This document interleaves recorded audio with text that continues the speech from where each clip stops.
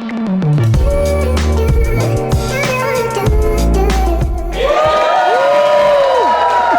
and gentlemen, welcome to Property Now, the first live podcast.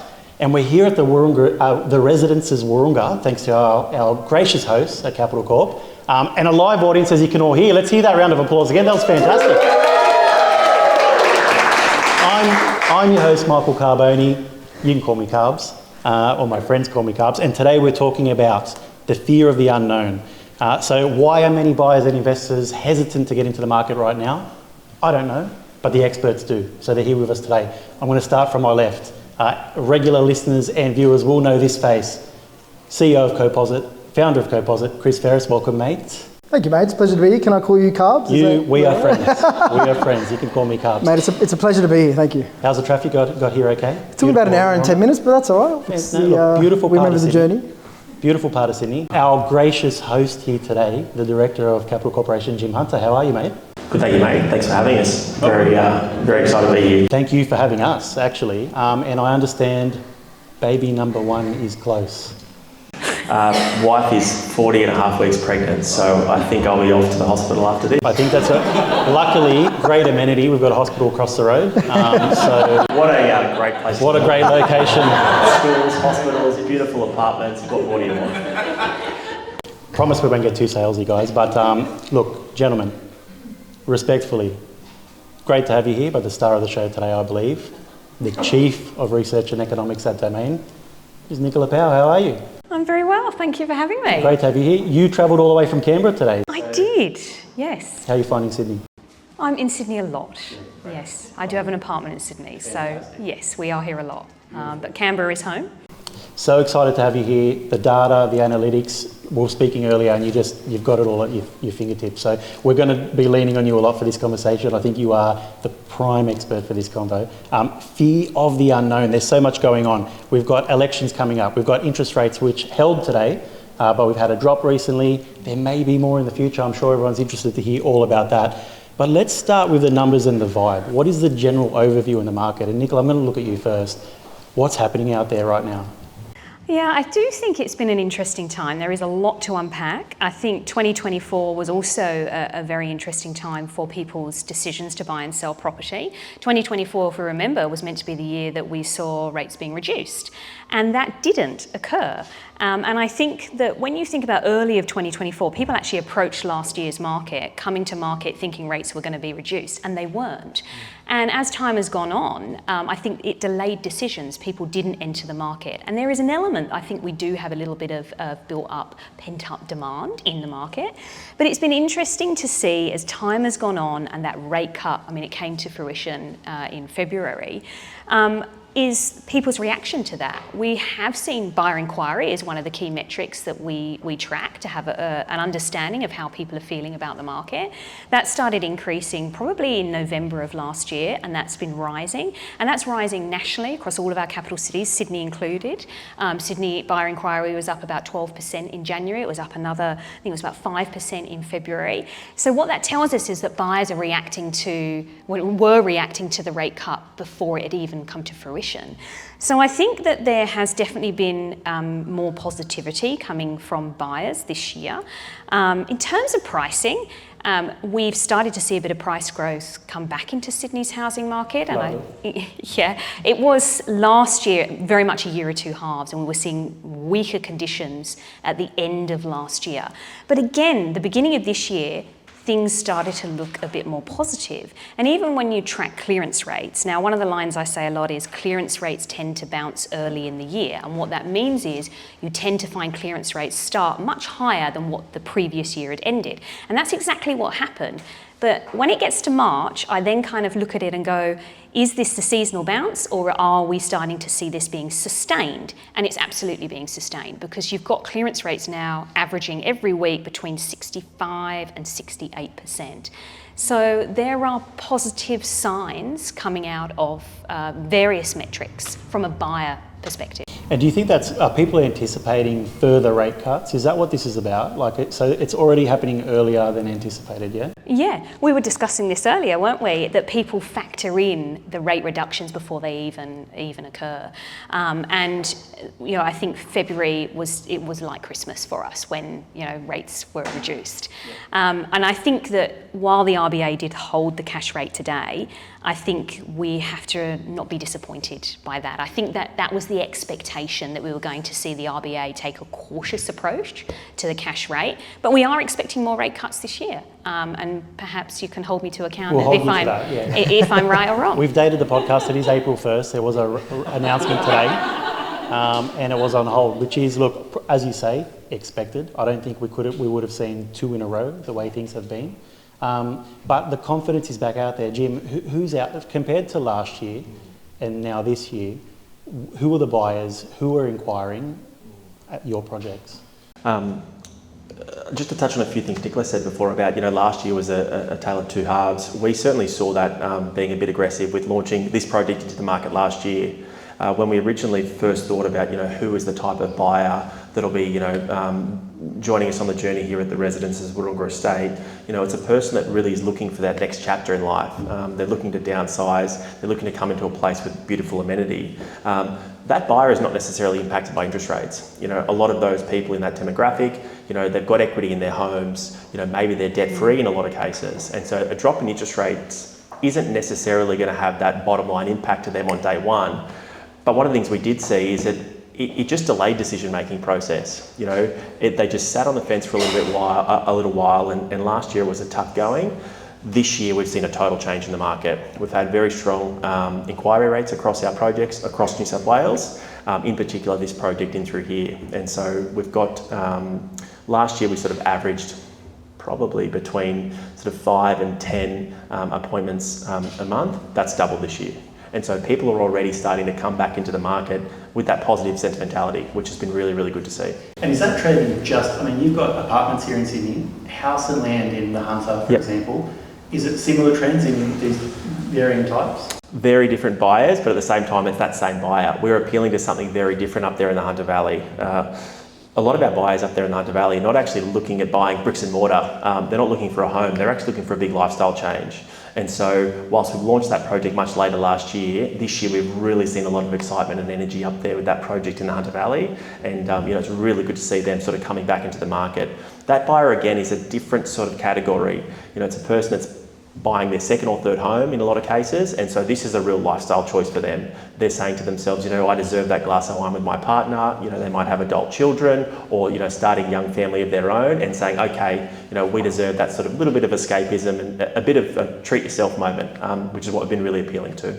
Yeah, I love that. I guess the answer is there's more people out there looking, no matter what demographic. The positive sentiment's certainly out the market this year. That's sort of what I would say. And we've seen it come through in our inquiries and our appointments, and we're tracking that on a weekly basis. Can I deepen that? If you jump back to that kind of macro level, one of the indices I track is what's called consumer sentiment, and this is produced by the Westpac Melbourne Institute. And consumer sentiment as a nation, we've been deeply pessimistic for the last few years. But what's been very interesting that weaves into exactly what you were saying is consumer sentiment is improving. And that recovery started in the last half of 2024. It lost a bit of momentum over Christmas and the New Year period, but it's back on that path of recovery. And its consumer sentiment is now at a 3-year high. And it's only 4% away from being neutral, which means that we're a nation of balance between optimists and pessimists. The reason this is important is when you see sustained increases in consumer sentiment, and particularly when it starts to get into positive, historically that's played out really well for our housing market because it makes sense. If you feel more positive about the economic outlook, both in terms of the overall economy, but also your own personal financial circumstances, you are much more likely to buy and sell property. And so when you look at the data and you do that relationship between housing turnover and consumer sentiment, there is a tight relationship. And so that recovery in sentiment is occurring and it's continuing to occur. It's at a 3-year high. Yeah, fantastic.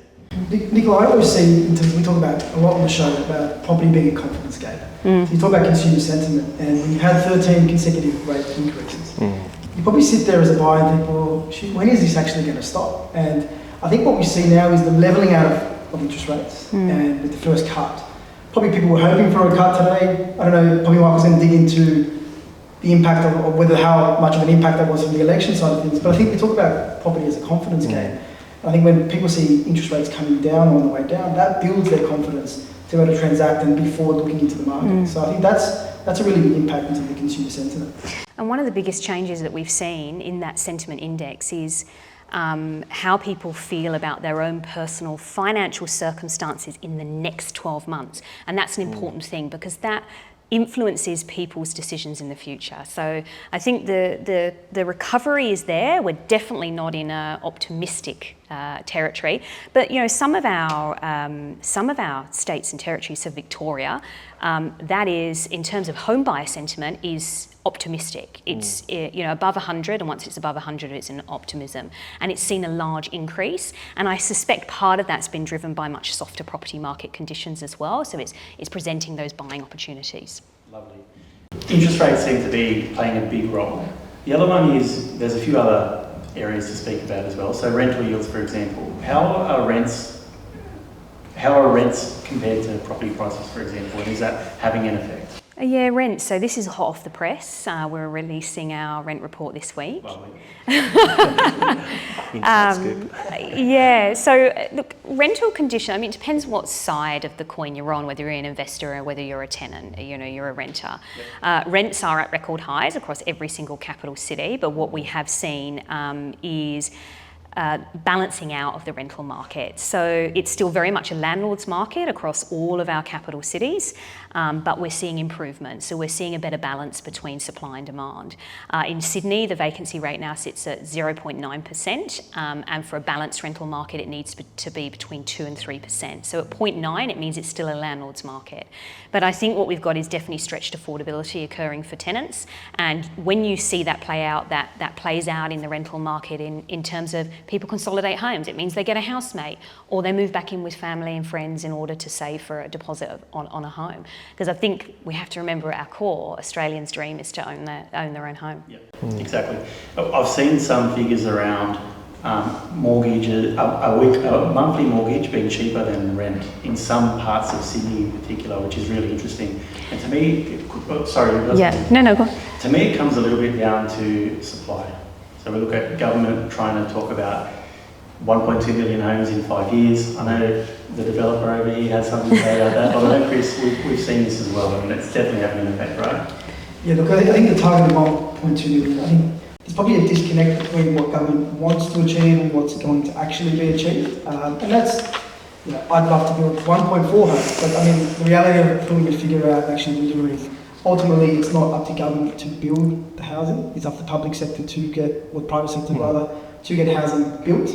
And there's still rampant issues throughout feasibilities through projects to get those projects out of the ground. So I think that the problem is for a lot of these projects to start, you probably need a 15 to 20% increase in prices for some of these sub-$1 million property projects to start. It's not a problem that can be solved with a swish of a pen. I wish it was. Yeah. But there's certainly a lot of challenges facing. But I would applaud, Chris Minns and his government for everything they've done in terms of, trying to stimulate that for an approvals and planning pathway process. Really getting on the front foot and trying to tackle it head on. For us as developers, gives us a lot of confidence going in there, knowing that we've got someone that'll listen to our ideas. We've got a lot of great projects on our books at the moment where we're working directly with government to get them approved. But Chris, you're absolutely right. Some of the challenges that are facing, building these projects are, the public wouldn't see that. We've just recently closed a tender, and I can tell you now, over the last 4 years, construction prices have gone up north of 35%. Revenues haven't done that. And you look at the underlying cost inputs, if construction's gone up 35% in the baseline cost, well, what's going to have an impact on revenues? And so, the market has to take time to accept these new highs, but then you've got a sort of a sticking point in terms of affordability. So it's a tough challenge. I have to ask the developer a question. I'm sitting here very eager. Taxation. Taxation can add up to 40% to the cost of a new home, which I think for an everyday Australian would come as a big surprise. I don't think everybody realises that. What's your view on that, and what do you think the government could do in terms of the taxation? just before an election. Just before an election. I'm sure they're listening eagerly, which is great to see. For us, looking at taxation across both projects at a development level, but I look at the taxation of people coming into the market. You know, one of the big buffers to people actually participating in buying off the plan apartments or homes or whatever it is stamp duty. You know, that's a major cost impact for people coming and entering the market, and or investors coming into the market. And it's a cost that, when you look at it, it's a tax for participation. It made a lot of sense back in the day, but now the state government lives off it. And so I'd love to see, you know, that land-based tax come back in to help participate and people bring people into the market. On the project side, how long have you got, I guess? on the project side, you know, taxation is a major factor for us. Across our business, you know, land tax has been a major killer for us, in particular on sort of holding assets and bringing them forward to market. But it's a factor of cost that we need to consider. The bigger cost impact we've faced is construction. A 35% increase in underlying construction costs. And in a feasibility process, you know, the largest cost item is the cost of building. And so when that's gone up by 35%, you know, it weighs heavily on the feasibility of a project. And so do you think that the cost to buy new versus established needs to, there is still a wide gap there? The gap's still too wide. We're very fortunate in sort of our locations where we have seen strong enough growth, but there's a lot of projects you know, sort of out in Western Sydney and other parts where, you know, the gap between new and off the plan versus, you know, existing, it's not wide enough. And the other area is looking at, you know, the cost of an established home. You know, you look at some of the price growth some of these blue chip suburbs, particularly around Sydney, have seen, and that apartment market hasn't quite yet caught up. So I think over time that gap will shorten, and we'll see sort of, you know, price growth come through the apartment market as well. Well, did you know that unit prices in Wahroonga actually outperformed overall Sydney's price growth? Fantastic. Excellent job to the Capital Corporation for all their hard work. Don't even need to do the sales again. I love having. He didn't pay me to say that. It's a fact. I'm driven by facts. Yeah. I love having you here. You're asking all the questions. I can just sit back and enjoy. This is fantastic. What else needs to change? Because we're seeing interest rates moving on the way down, right? But there still seems to be people. I think there's still a lot of people on the fence or waiting to see what happens next. What else can change to help that sentiment become more positive? From a buyer's perspective, yeah, look, I think probably some more rate cuts will help to change sentiment. I think what our expectation for the cash rate is for another one to occur in May and another one to occur in August. So basically a rate cut occurring every quarter. And I actually think if you think about the timing of a rate cut in May and August, what that means for the property market, it does set quite a strong foundation for spring, which we obviously know is a very bumper transactional time. And then we're expecting another one before the end of the year. So 3 more this year? Yep, that's what Eric. Yeah, I'm pretty much firm on the May and August, and I think we've definitely got to watch and wait from the RBA to see actually how the economy reacts.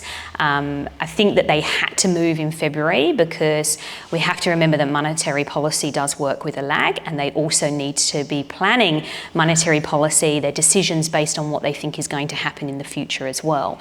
And everything is pointing to inflation being tamed. Even when you look at underlying inflation, which is the RBA's preferred measure, so you take away all the volatile parts, it's sitting at 2.7.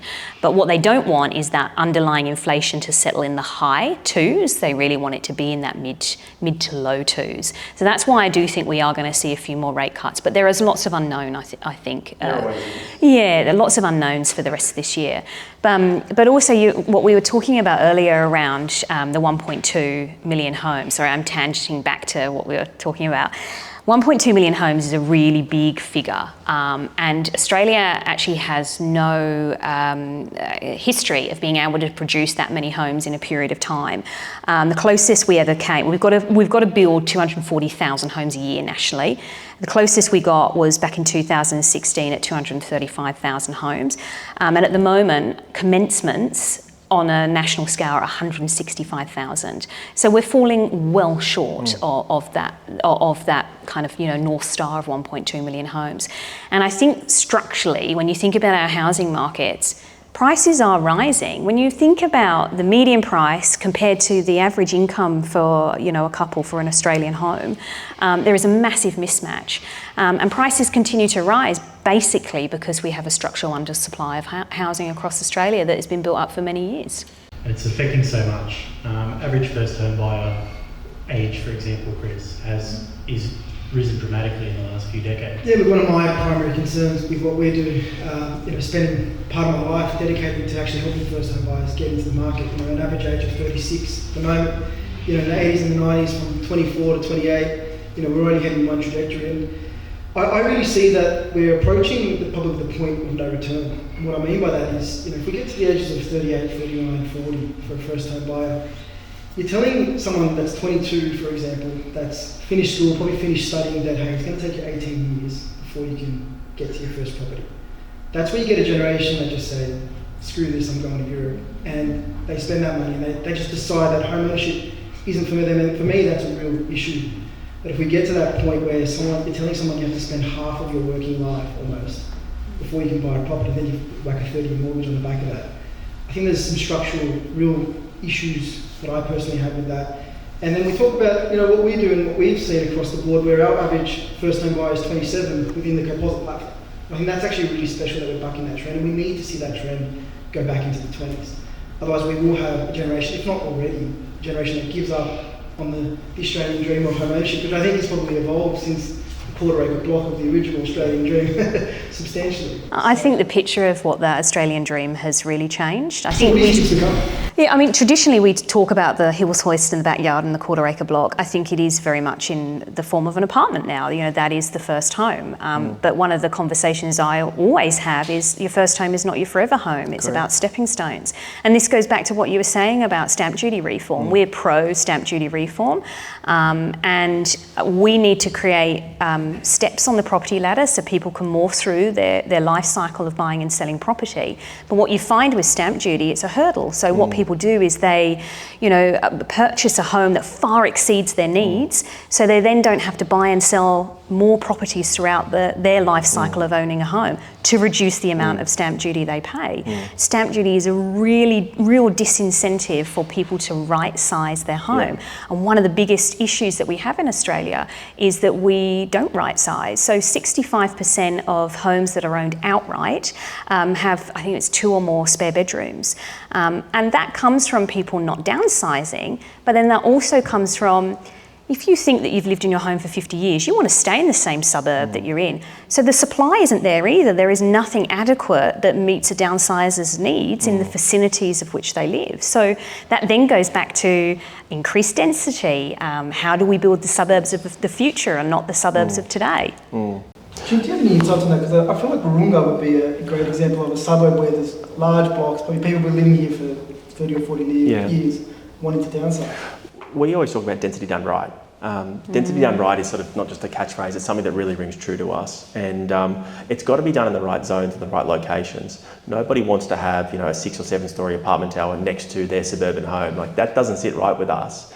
In terms of what we're doing here, we've sort of done it in the right space. We've got plenty of open space in green fields. But to touch on what you're saying before, over 55% of our buyers have been true to that demographic. They've sort of really bought into what we're doing here, and we've actually had to provide the right stock for them. And one of the things we did was, once we were out in market, we actually started listening to the market. What do they want? And we've done a number of different amalgamations to make larger and larger and larger apartments, because that's who we're selling to. People live in the area, they don't want to leave. You know, they've got their roots here, they've got their favourite coffee shop, they've got their favourite park, they know where to walk their dog, but there is nothing at the right, you know, size or scale, or, you know, the right product that took their fancy. So that's one of the things we've seen. And, you know, as Chris knows, you know, a lot of our buyers have been using that Coposit platform, not only just as an investor, but somebody coming out of a family home to get into that beautiful 3 or 4 bedroom apartment here at Wahroonga. When you think of a downsizer, it's not a matter of going from 4 or 5 bedrooms to 2 bedrooms. They still want some space because the kids are still coming back for family dinner. They still need to entertain. They're having friends over. So they still want... The kids might be still living with it. The kids might be Well, Highly likely. It's grandkids. People downsize, but it's not a downsize in any other facet of life. It's an improvement of life in every sense of the word. I often talk about, okay, what do they downsize? They're actually just eliminating maintenance. That's all they want. They want to get rid of the backyard. They don't want to do the hedges. They don't want to worry about, the leaky gutters or anything like that. Something that's brand new. But often these apartments are similar size to their homes. They're 3-4 bedroom with beautiful, generous living spaces for the grandkids, for the adult children. Kids are coming back and forth into the home so often, they've actually got to keep a spare bedroom just in case, they're in the rental market and they've got to come back home. And so, the right product has to be designed for these purchasers. And we're very fortunate to sort of have a lot of them come on board for the journey. But it's got to be the right product. 100%. Are you seeing the same sort of data in terms of kids coming back home? We call it the hotel of mum and dad. So we have a unique data set at Domain that's called keywords, and so we track what you plug into Domain to the search part. And what was really interesting for many of our capital cities is the rise of the term granny flat, which really showcases intergenerational living or the ability to work from home space or have a second income. But I think one of the key things in Sydney that we have seen is keywords associated with affordability, so it's increased uses of things like dual and duplex, but also granny flat. Obviously, one of the big things that are coming up, we can speculate on interest rates and what's going to happen with a whole bunch of things, but we do know that there's an election coming. So typically, Nicola, would a federal election historically, what sort of influence would that have on buyer confidence and the market itself? So elections are really interesting, and we did some analysis and we looked at the last 7 elections, and what we found is that elections themselves do not impact people's decisions to buy and sell property. It does not impact transactional activity. You tend to find that a seller will schedule an auction or move it if it falls on a federal election weekend to the weekend before or the weekend after. But what you find is clearance rates are actually higher on the day of a federal election. Historically, that tends to happen. But the biggest thing that has an impact, and this really makes sense, the biggest thing that has an impact on people's decisions to buy and sell property is political uncertainty. So when you see political uncertainty increase, that's when you do see transactional volumes start to fall. And we have seen a bit of an increase in political uncertainty. And we actually pinpointed that I think it was a 1 percentage point increase in political uncertainty equated to 8 fewer sales. But put that on a bigger scale, that can have a bigger impact, right? So between February, I think it was between January and February, political uncertainty in Australia increased by 100 basis points. And what that means is there would have been about 800 fewer sales based on that increase. But the thing is, decisions, and I hope you back me up when I say this, decisions to buy and sell property don't change. I think that what they become is delayed. And I think we saw that in 2024, and I think that's going to unravel in 2025. I think once we see greater certainty brought back to the market. But I think once you've decided that you're going to sell, I think you just become a stalker of property data and educating yourself. I agree, and I haven't seen, I don't know how political we want to get both, but... With the political uncertainty, is that nationally or globally? So it's an Australia figure, and it's monthly. So political uncertainty, what they do is they scan the media and they give it an index every single month. So is that globally? They do it globally, but this is an Australian one. But the global one is significantly higher than Australia. So our analysis was done just on the Australian one and obviously Australian home sales. And what was that change? What was the month period, the change you mentioned before? It was Jan to Feb, yeah. I mean, there's a lot going on. I Yeah. mean, and I think there's a lot to unpack, when you think about Trump and the trade. It's got to have an impact. I mean, we see things at a micro level, so we get live data across our projects on a live basis. We had our busiest January in the last 10 years, and yet we saw just that little bit of air taken out of, inquiry and volumes in February. And The only thing that could change is what happened in the global political spectrum, and there's a bit of that uncertainty has crept in as well. We're still very happy with the response on a micro level, but we saw just that little bit of air taken out, just a tiny bit. Okay, what's happened with that? And so we saw it at a very micro level. So I'm interested to see what you're seeing at the macro and sort of national basis. Yeah. I mean, that uncertainty globally, you can really see it has spiked, and I think that's one of the reasons that the RBA will be keeping an eye on obviously what happens on that global scale and factoring it into their decisions. We have to remember though that as a trade partner, we don't export a lot to the US, but it's the secondary impacts through China. I think it's about 35% of our exports are from China, to China, sorry.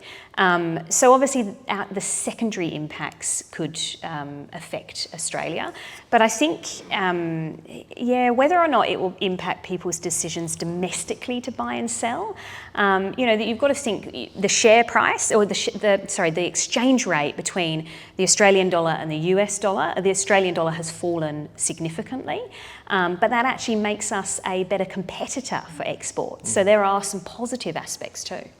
Especially for overseas buyers, Australian market might be pretty cheap for any fur buyers. Absolutely. And if you see share market volatility, what you find is some people then steer towards bricks and mortar because it is seen as that safe haven.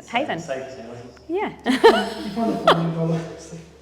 find the falling dollar potentially attracts people to Australia from an investment perspective? Yeah, I suspect so. Yeah, I think so. And I think that's one of the positive outcomes that it could bring foreign investment, but I think that's a bit of a politically hard subject. But yeah. If we're talking Albo versus Dutton, I don't know if I've seen enough policy divergence between the two to make a real impact. Is anyone prepared to speak on that? Yeah, I'm prepared to speak. Look, and from a first home buyer policy perspective, they've obviously got two very different views. You've got Dutton that of dipping into superannuation, and then you've got the Help to Buy scheme, which is meant to come in place at the end of this year, which is a shared equity scheme.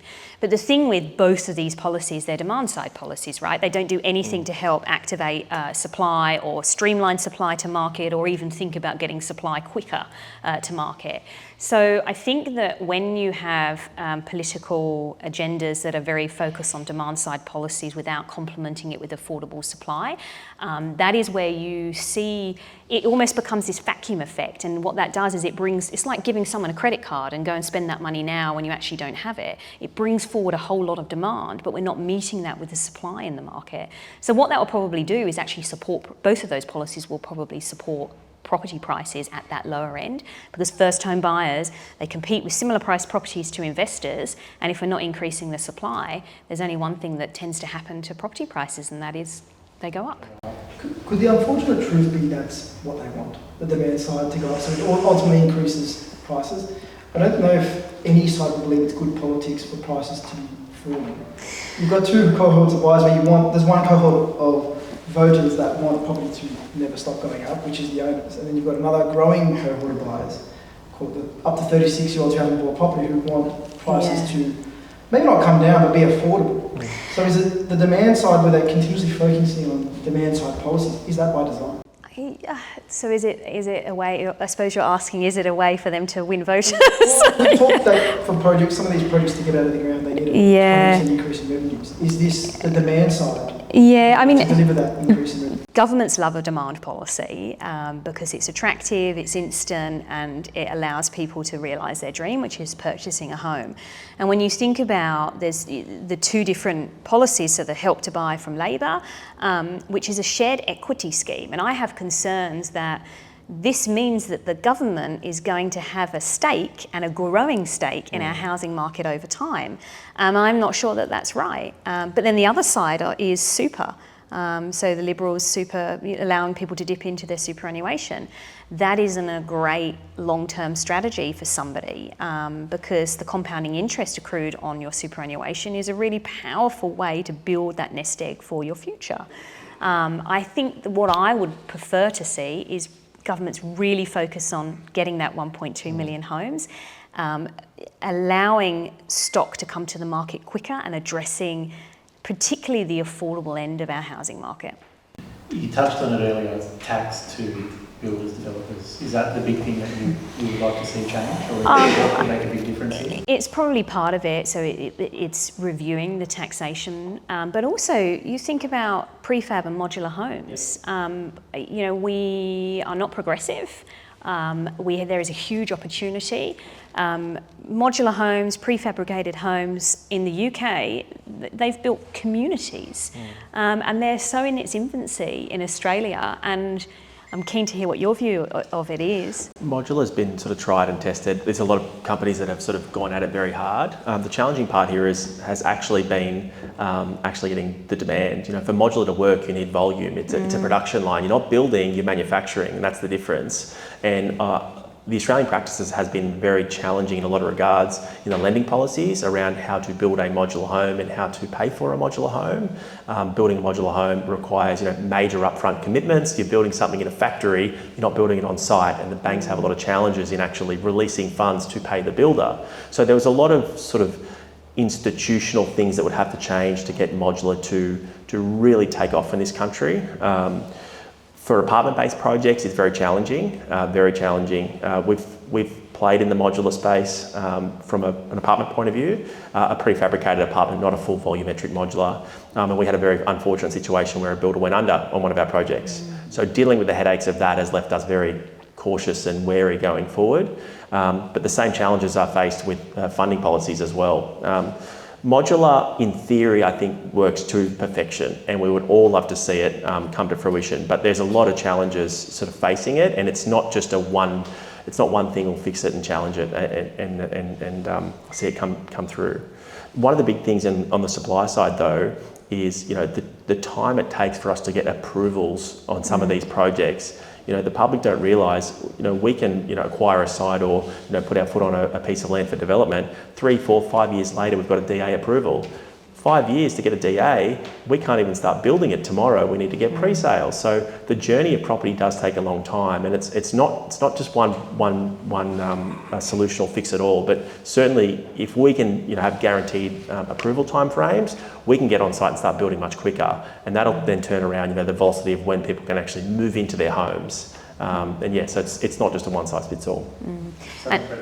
I was going to say, I was going to ask you, so construction workforce as well, is that still an issue? Because I think one of the things, going back to your original question, is how can we address the supply shortage? One of the other things would be fast-tracking visas, for example, for skill shortages. So are there particular skill shortages that you're finding? We are seeing across the board there's a shortage. It almost depends on which month. There's some major shortages in terms of some of the form workers, plasterers. One of the other major issues we're seeing now is a lot of skilled trades are actually chasing that government work. And so, there's these major government infrastructure projects. Those contracts are structured very differently to the way we structure our contracts, particularly up in Queensland. We've seen a huge migration of the workforce up into Queensland. And up there, you don't realise, it's not a lump sum D&C contract where, we're in partnership with the builder. A lot of these contracts are, open book style contracts with the government. And you see these contracts blow out by $200, $300, $400 million. Well, there's part of the reason as to why. And so we have seen a lot of people really chase that government work that's left a drain on, people to build in the private sector. Who's going to build our apartments and really stimulate that housing growth? So, there's challenges across the board, I would say. Look, to touch on the tax part, I probably have some strong opinions on this. I think if you really want to address supply immediately, I think the government could do a lot more when it comes to tax. If there is 40% that's built in to delivering a new property, I think whether it's GST or the other elements of it, I mean, when you look at a project, every layer of government has their hands in the key, whether it's local, state, federal government to a degree. I think if you wanted to have an immediate impact, you could look at GST, for example, and waive GST for the next 12 months for projects that get out of the ground. And what you'd waive from the state's perspective in that GST, you'd make back in stamp duty revenue if you really wanted to get the project started. And that would be enough to get some of these projects that are sitting on the feasibility line to actually get them out of the ground. So there's elements that can move the needle from the government's perspective. However, I think they like talking about planning because it probably doesn't cost them much, whereas if they look at the taxes, it costs them something. So that's probably where I see it with the taxes, and I think there's probably 15 taxes built in to delivering a new property. Like that's, I think the average consumer or the average punter doesn't see that. I think that's a huge problem. It's almost as if they're afraid to take out a tax here because they don't know where they're going to make that money again, because it has to balance out in some way. But as you're saying, if you take out GST, you might get something in stamp duty. Again, that's different layers of government. But I think if you want to get that 1.2 million homes built, you need to incentivise builders, developers in some way. The buyers will then come out in force, hopefully, and it all makes a lot of sense. Someone, maybe don't worry about Albo and Dutton. Maybe we need Chris Ferris. Jim I'm busy enough. No, honestly, to add on to what you were saying before, something that we would see, in our business that would help us get there is, we deal with all the major banks. So we deal with the big 4 Australian banks. They need what's called a qualifying pre-sale. The bank won't just lend us because the building looks nice and they want it to go ahead. Maybe the government could step in and get more involved in the lending space. Could they back, accredited developers with accredited projects? Would that shorten the hurdle to qualifying pre-sales? Could that get the projects out of the ground quicker? That would be a major benefit for us, knowing with confidence, hey, we get a DA approval in June, we're starting building in July. That would be a huge difference for us. It's interesting you mention that because I think the Coalition announced today that they would look to APRA to reduce the serviceability buffers from 3% down to 2%. So again, in my opinion, a demand side policy which helps with affordability. But again, that seems to me to try and push prices up. So that was actually announced as of this afternoon. So I think there's policies coming out, but I agree. I think there can be a lot more done. So much around buyer demand and not about supply. We talk about supply, we hear about supply, but politicians need to be speaking to you guys, Jim, to your colleagues, because there's plenty of ideas out there. It's just a matter of figuring out what's the right way to go. Fascinating conversation as always. I'm conscious of the time, and you have a plane to catch back to Canberra, and we're going to have maybe some Q&A, but I want to do some round table very quickly. First is, we're talking about uncertainty, fear, right, in the market. What is one piece of advice you give someone who's a little bit uncertain or on the fence at the moment? Nicola, what would you tell them? Don't be short-sighted. Property is a long game. Don't try to time it based on the cash rate or time it based on a property cycle. Time it when it's right for you, and just play the long game in property. I love that. Yeah. If you're holding for the long term, rates doesn't matter. Does not matter. Yeah. So I love that. Beautiful. Jim. Best time to buy was yesterday. Second best time's today. And I say that jokingly. Fundamentally, we have a shortage of housing in this country. Everybody's given their opinion on sort of what we can do to impact that, and sort of maybe I've spoken mostly from the supply side. And I've said a few times it's not a one solution will fix the whole problem. So if you look at those underlying economics, it really is a great time to be buying property. I genuinely don't see it, the growth slowing down. It might go bumps and troughs, but over the long term, it'll do very, very well in Australian residential property. Lovely, and it does help to look at a capital corporation property. We're here at the residences. Love that. There's a few properties available with Coposit. Let's give us all By quality. By quality. Chris, any thoughts to add to that? Yeah, look, I think I draw the advice from personal experience. I think trying to eliminate some uncertainties, and it's easier said than done, but I was fortunate enough at the age of 21 to buy my first property. And granted, that was a house in Blacktown, 600 square metre block, $295,000 was the price, so that doesn't exist today, but that same property is $1 million. But I had two really fortunate things that I was able to utilise, which was the bank of mum and dad. So I was able to borrow 100% of the property value against my parents' property. That's a whole other episode. But then I was also fortunate enough to use the hotel of mum and dad. And I think arguably that was the bigger benefit than the bank of mum and dad. My parents being able to let me stay at home whilst at uni and whilst working, being able to save and pay off the mortgage and have renters in there and build the granny flat to build further equity into that property really set my foundation of where I am today. So if you're that 21, 22-year-old, it's not impossible. Try and stay home for as long as possible. Try and save. And to the parents, let them stay home. They love being home. So yeah, that's my... That's like a home-cooked meal as well. My kids aren't allowed to leave home ever. I've told them, no. I tell my kids as well, stay as you can. Absolutely. But you've got 6 kids. I got 4 kids. No downsizing for you, mate. Absolutely. But it's funny that, and teaching the kids these lessons as well, because you'll do the same for your kids as your parents did for you. Had a conversation with my 9-year-old. We're driving down the road and she says, Dad, I'd like to buy, how much would it cost for me to buy 3 of these houses, knock them down and build a really big house? So Camilla, why don't we start with an apartment? Financial literacy is a really core thing that we need to teach our children, and I really think it should be part of the curriculum. I think that's a big one, 100% true. curriculum. Any bold statements for the rest of the year? You've already talked about interest rates, Nicola. I don't know if yours is going to be around that or... Bold predictions. I think that we'll see 2 rate cuts. You said 4? Well, that was 4. We'll definitely see, more. So we've already had 1. So between... I think it'll either be 3 or 4. Okay. Yeah, in total for this year. So we've seen 1 already. So definitely be another 2. 4 rate cuts this year. 4 rate cuts. I'm holding you to that. Chris? I'm going to say 1 more rate cut this year. That's not bold, Chris. Do we have any questions? Yes. Hold on, let me bring the mic over to you. He's got a list there. What's your name, mate? It's Jim. Thanks, great podcast. My question is for Dr. Powell and the panel. You said both Labor and Coalition have demand-side policies, but Labor has the HAP, which is building, which I see as a supply-side policy. What I'm keen to learn is, what is the number 1 policy that a federal or state government could do, the number 1 in your mind, to build supply? Feels like ABC's Q&A. Look, and you are right. So Labor does have, they introduced the Housing Accord, which is a supply. But I think my view would be, how can they help facilitate, deliver that supply? It's okay putting a goal, and I think one of the lines has been, if you don't have a goal, you can't break it. But I think we need to make sure that we deliver on that goal. So for me, it would be, how do we streamline processes, speed up approvals, reduce that red tape, and increase density in the right areas within our major capital cities that can actually cope with higher levels of density. It is much cheaper to do urban infill than it is to do urban sprawl. And Australia is a very blessed country. It is one of the least, the major cities, so Sydney is one of the least dense cities in the world on that global scale. So it has the ability to, there are pockets of opportunity, and I think that's where governments should focus. Approval's number 1.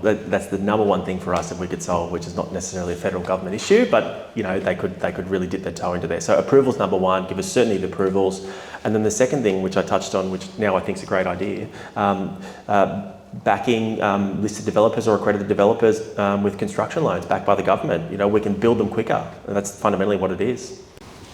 I don't know if the banks would like that, but.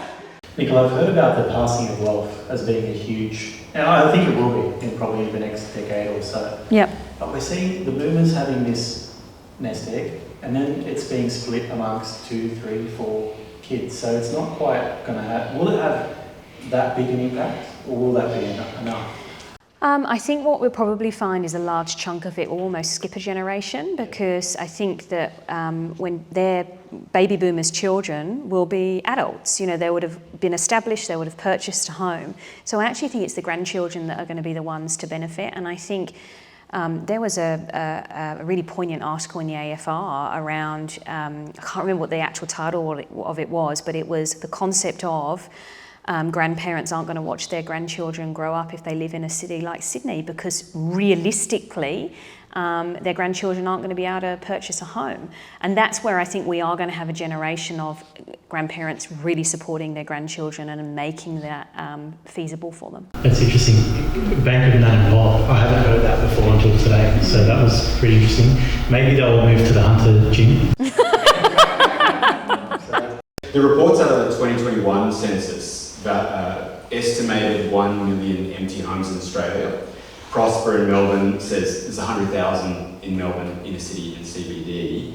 To what extent do you see this vacancy being a problem that should be tackled by the government? Core. I actually think that what we need to ensure is that the housing that we have today is used efficiently and effectively, and what comes into that is vacant homes and spare bedroom capacity too. Thank you for making our first live Property Now a hit. Thank you very much. Big round of applause. This is Jason He, the sexiest voice in property, here to tell you that the Property Now podcast offers opinions on Australian property news for informational and entertainment purposes only, and general in nature. It does not take into account your objectives, financial situation, or needs. It does not constitute professional advice. always seek expert guidance before making any property-related decisions.